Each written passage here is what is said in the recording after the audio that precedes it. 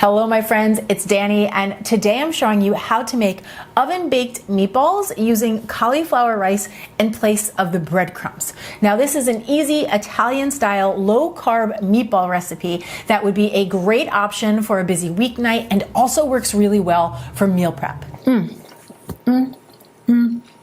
Personally, I grew up eating spaghetti and meatballs, so I am a very big meatball fan. And in the past, I've shared with you my turkey and spinach meatballs and my buffalo chicken meatballs. So I wanted to share a healthy meatball recipe using ground beef as the base. Now keep in mind that meatballs also freeze really well. So you can easily double or triple this recipe if you want to have some extra meatballs on hand. As a matter of fact, this is the same meatball that I use in my meatball and veggie soup recipe. So I often will double up the meatballs so I have them for a variety of meals. So the first thing that I'm going to do is preheat my oven to 400 degrees Fahrenheit, and then I am going to line a rimmed baking sheet with some parchment paper. I had pre-cut parchment paper that were on the smaller size, so I'm just going to use 2 sheets of that. Then in a nice big bowl, I have 2 pounds of ground beef. Now personally, I like to look for a grass-fed ground beef that is on the leaner side. So this is a 93% lean, 7% fat cut of ground beef.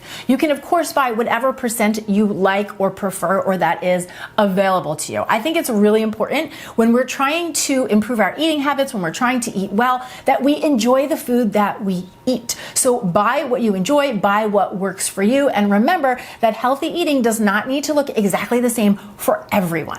Then to the meat, I'm going to add 2 eggs. I like to give them a quick whisk before I add them to the meat because this is just going to make it easier to combine. Then I have 1 cup of frozen cauliflower rice that I have let defrost at room temperature. Now the cauliflower rice is being used in place of the breadcrumbs. So between the eggs and the cauliflower rice, this is what's going to help to bind the meatballs together. And what I really love about this is that not only does it create a lower carb meatball, but it adds extra nutrients. You get to sneak an extra veggie in there as well as a little bit of extra fiber. Then for the seasoning, I'm going to keep it really simple and fairly classic. I'm adding in 1 tablespoon of garlic powder, 2 teaspoons of onion powder.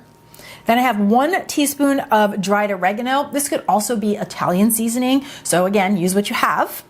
And then a teaspoon of sea salt and a half a teaspoon of black pepper. Then last but not least, I'm adding in a 1/3 cup of fresh parsley. You can of course stick with dried parsley if that's all you have on hand, in which case you would use a heaping tablespoon to sub in the fresh parsley. But if you have fresh parsley on hand, I really do love the bright fresh flavor that it brings to the meatballs. So if you have it, use it. From here, I'm just going to get my hands in there and mix this all together. The goal is to get the eggs and the seasonings evenly distributed throughout the meat mixture without over mixing the meat. So you just want to do this as quickly and as efficiently as possible. And once it's all come together, it's time to roll the meatballs.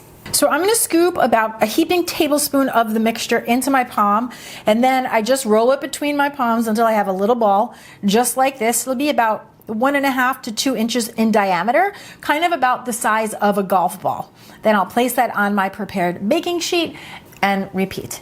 You should end up with somewhere between 35 and 40 meatballs depending on the exact size that you make them. From here, I'm just going to pop them into the preheated oven. So the oven is at 400 degrees Fahrenheit, and we'll let them cook anywhere between 18 and 20 minutes. We just want the meatballs to set up. They'll have a nice golden brown color on the outside, and they will be cooked through the center. So once the meatballs are cool enough to handle, I just use a spoon to wipe off any of that excess fat before serving. You could of course also cook them on a wired rack. That would help to allow that fat to render down. But personally, I find it to be very messy and I do not like to wash the wire rack. So I prefer this method. Once your meatballs are ready, you can enjoy them in a variety of different ways. What I usually do is I make them when I'm doing my meal prep, then I'll transfer them into an airtight container where they will happily last in the fridge for up to 5 days and in the freezer for up to 3 months. And my go-to favorite way to serve them is to put a little twist on a traditional spaghetti meatball, and I will serve them over a plate of spaghetti squash with some tomato sauce, some fresh parsley, Parmesan cheese, and red pepper flakes over the top. It is so simple and so delicious. This would be a great option for anybody who wants to put a more nutrient-dense, delicious, low-carb spin on traditional spaghetti and meatballs. And if you're not familiar with spaghetti squash or how to work with it, I of course have a video on that as well that I will link for you down in the description box as well, because I promise you it is a veggie worth getting familiar with. That is delightful. As always, I cannot wait for you to give this recipe a try, and when you do, come on down to the comment section below and let me know what you think. And if you enjoy easy, healthy recipes just like this, make sure you take a moment to like this video, subscribe to the channel, and subscribe to our weekly newsletter. It's free, and you will not have to sit around waiting for me to publish recipes because I will send them directly to you. As always, thanks so much. I'm Dani Spies, and I'll see you back here next time with some more clean and deliciousness. Cheers!